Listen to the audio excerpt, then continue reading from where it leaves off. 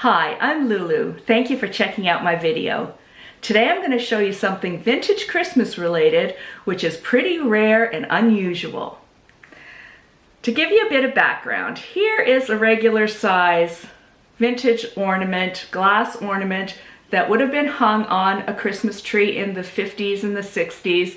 And these are those kinds of trees that had the middle pole and then it had branches that you stuck into the pole.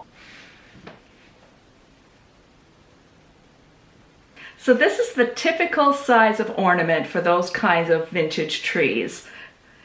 And then sometimes you'd have them a bit bigger and a bit bigger yet.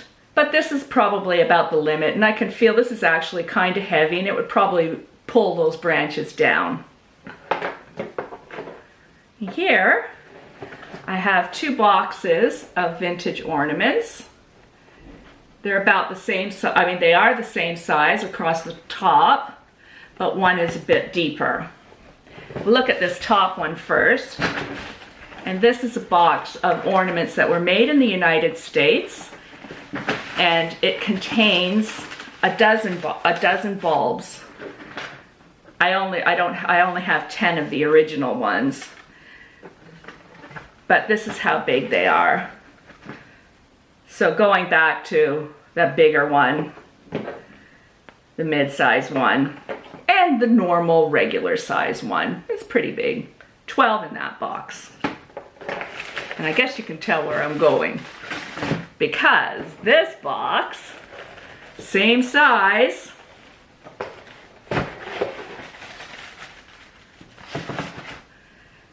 has only 6 ornaments in it. These would be considered jumbos. Got that versus that. So I've got 3 of these striped ones. And then this one's cool. Has palm trees on it.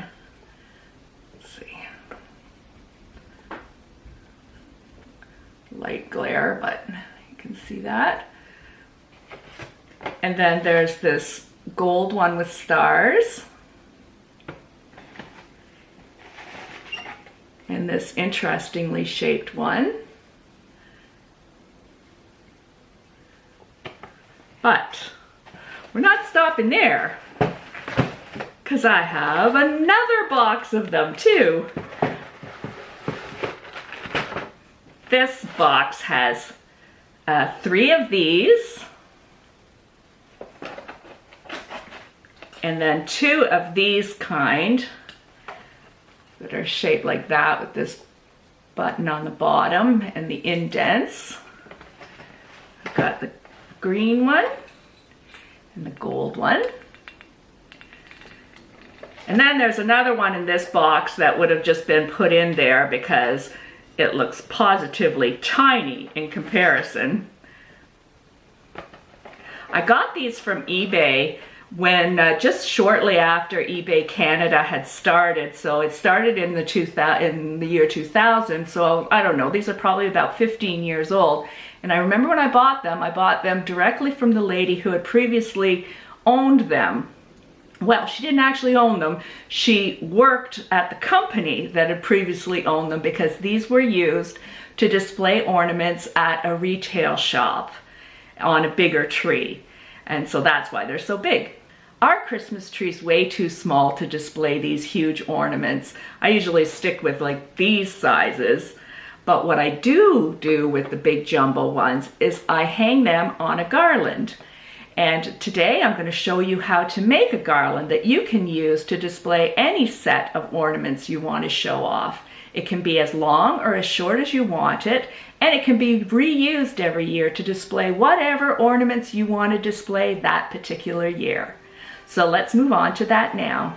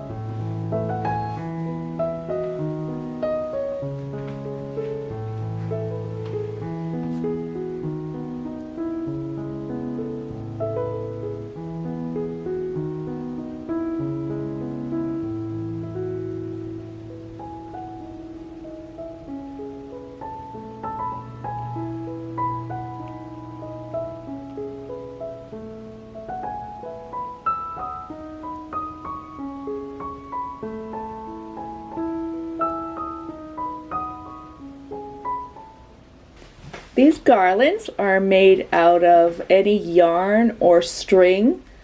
In this example, I'm going to use a jute twine. You begin by leaving yourself a good long tail of about 6 inches or so and tie a slip knot. And to tighten the slip knot, you'd pull the end that goes towards your ball of string. Now you can use a crochet hook if you want to, if you have one. You just attach your slip knot, and then this is called making a chain. So you go over and pull it through, over and pull it through, for as long as you want your garland to be. Keep in mind that no matter what you use, these garlands will be pretty stretchy. So you want to make it a length that's pretty well straight across the area that you want to hang it on. The weight of the ornaments pulls the garland down into an arc shape. So what you get is a chain with evenly spaced holes in it. Now you can also do this without a crochet hook. You just tie your slip knot the same way and then pull it through as seen. Now what you'll notice is I have to keep pulling it smaller again because it gets bigger and bigger as you go along. The loop gets bigger and bigger. And then you might also notice that I'm twisting it so that each chain goes in the same direction. But it looks pretty well exactly the same as if you did it with a crochet hook. Before you finish it and cut the string, make sure it's exactly the right length that you want it to be. Again, keeping in mind that the weight of the ornaments will stretch it down. Now to end it, make sure to leave yourself a tail that's as long as the one at the beginning. Close it by putting your piece of yarn through your last hole and pulling it tight.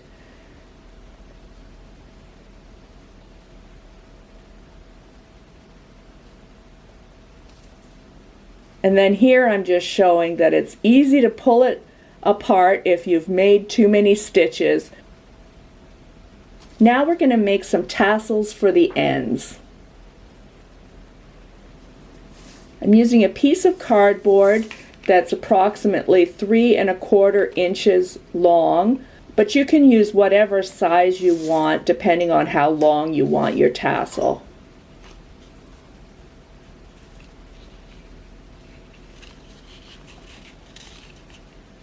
Then you just wrap your twine around. I think I did about 11 wraps, but you do how many you want depending on if you want a thick tassel or a thinner one. And then make sure that both ends are at one side of the cardboard and cut it. And you're going to cut another piece of twine that's about 3 times the length of your tassel, so in this case about 10 inches.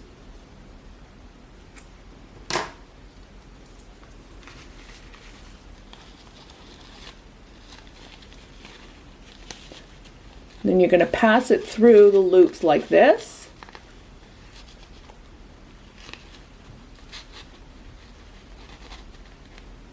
Bring it right up to the top edge.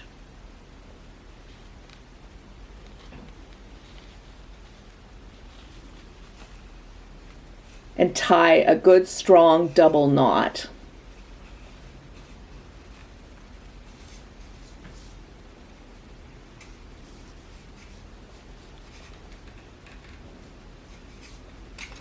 Then you can just slide it off the cardboard.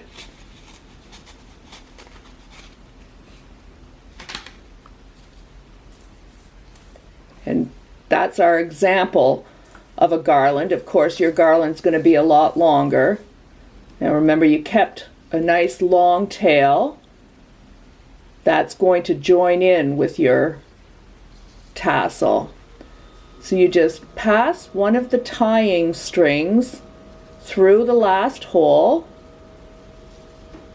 join it together with the tail on your garland, and then tie that together with the other tying string on the tassel in a good strong double knot.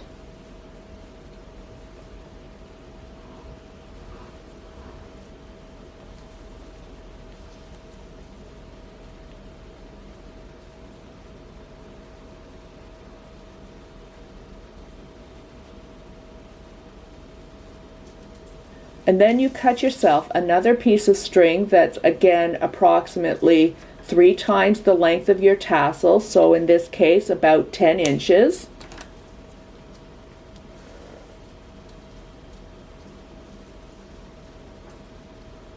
And then you just tie it around the top of the tassel in a good strong double knot.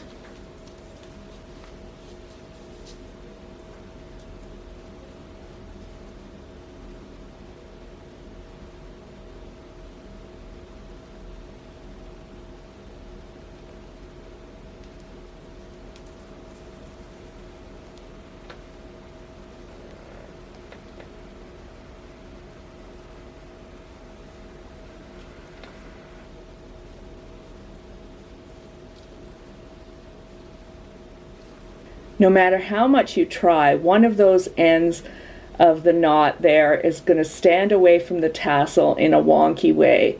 So you can thread it onto a darning needle and pass it down within the tassel so it mixes in.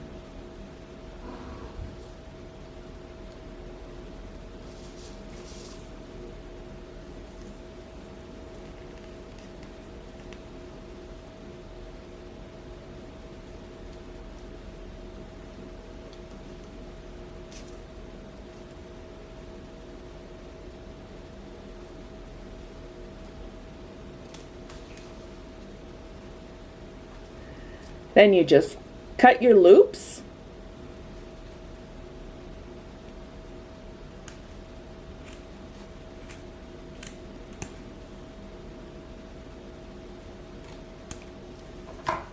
Smooth it all together and trim off the bottom ends.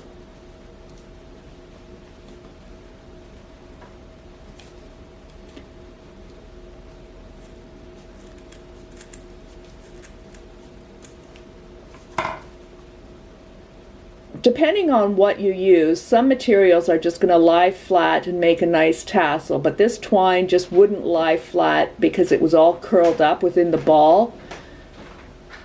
So I just wet it a little bit by wetting my hand and smoothing it down, and then after it dried it was nice.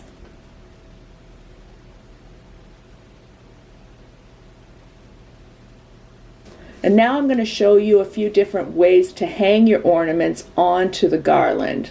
Again, we see that we have these equally spaced holes. You can count and measure to make sure your ornaments are exactly the same space apart, or you can just eyeball it. You can use this kind of hook. What I do recommend is that you hang your garland and put your ornament hooks on the garland before you hang your ornaments, if you can. Or if you use this kind of hook, you can squeeze it shut a little bit there, just to make it more secure for your ornaments. And if you want to hang your garland in a place that you can't hang the ornaments after the garland is hanging, or if it's going to be in a more high traffic area where the ornaments can be knocked into, then here is the most secure way to hang them. You can use any piece of heavy wire, but I find that these jumbo ornament hangers are already pre-measured and work well. And what you're going to do is make a split ring, like those kinds of rings that you hang your keys on. So you just get a dowel and twist the wire around like this.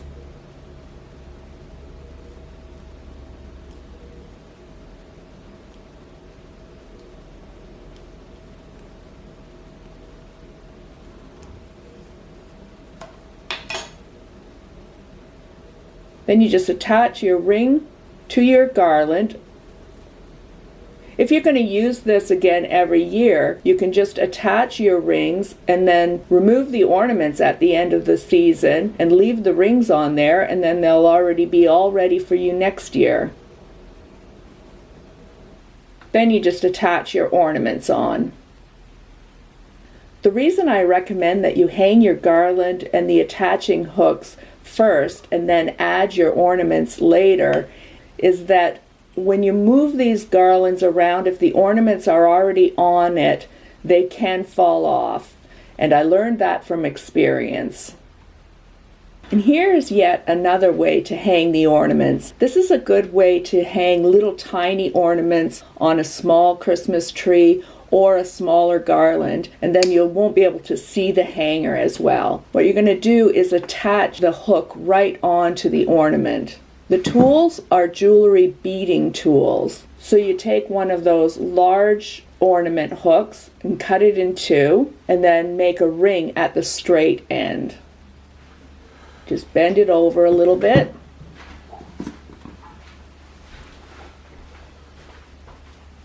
These pliers have a rounded end that's designed to make a hoop.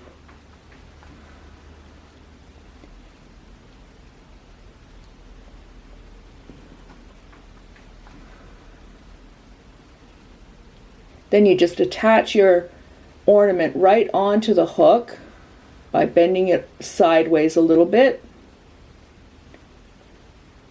Put your ornament on and bend it back. It's a little more permanent in that you hang the hook right onto the ornament and you can just leave it there and use it year after year. And now I'm going to show you how I hung my big jumbo ornaments. I'm reusing a twine garland that I made years ago. I have nails already hammered into the wall that I use every year, but depending on the weight of your ornaments and your garland, command hooks would probably work as well. I've never tried them though. You'll see that it's hung pretty well straight across at the beginning, and you'll also see that the hooks are already on it. Then you see that the weight of the ornaments have pulled it into an arc shape. I hang this one over a table in an area that's not very high traffic, so I feel comfortable using this kind of ornament hook that's not overly secure. But please use whatever hangers will keep your ornaments safe.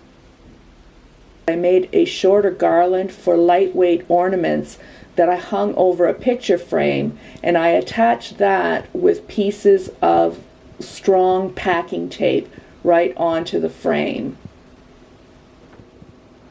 Thank you for watching. I hope you liked it, and if you haven't already, I hope you'll subscribe to my channel. And if you already have, thank you for that. Bye for now.